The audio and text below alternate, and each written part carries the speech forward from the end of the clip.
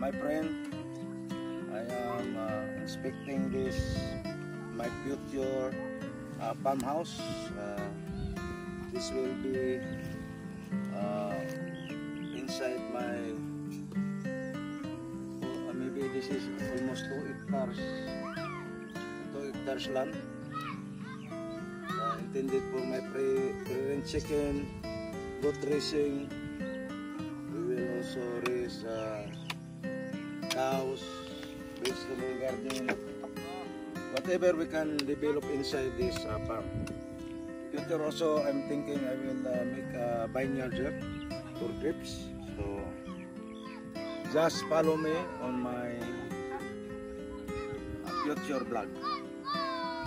This is my first video on my farmhouse. Follow me next time when this we will start the building of this farmhouse. Our future farmhouse, it will be a resource for my family and the future. Guys, this is the final doing the foundation of my farmhouse. My wife is officiating also. I want to, of course, the commander-in-chief will always be, if you are building a house,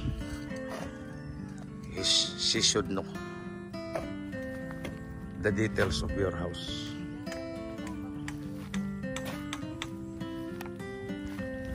Di kaya ang mga manok nako dili makagawas, ako pa nang kunanugnit. Magpre-rinse utag manok. Pamaakon yung kadya kanila mi arita. Oh. This is 12 meters by 12 meters 12 meters by 12 meters house. So 144 square meters. This is elevated, so it will be in the top floor will be around maybe 14 by 14 meters. I will have some balcony for 2 meters on this. So the center will be 144 square meters. And enough for 3 bedrooms. I think 3 bedrooms, a sala, and a kitchen, and a bathroom. So this is a farmhouse that we design. So just follow me on my blog.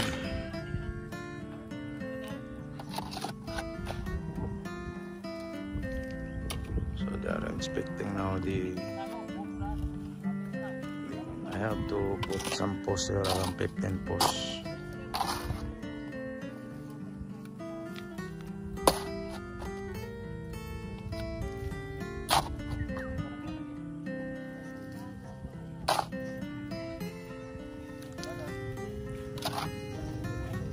Magkuhan pataan ni sa balas. Asa ta mo kuhan nagbalas, kansi gyud ta nag sinako.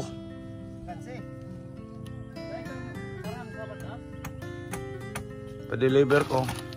Di ako ikuhan si kapitan, asa ko ito makapalit.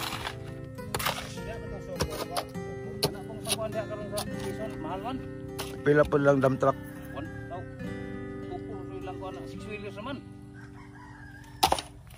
Dako-dako ba nga dump truck? Minidam, tupor? Kamahal mahinoon diri sa syudad. Pila mang palit ato syudad mang? Minidam. Balas na siya. Deliver na na. Dan ang atong kuan, atong gravel napoy laha. Kung magpa-deliver ko, dito ra na mabutang. Layo man ato na punang hakot-hakoton.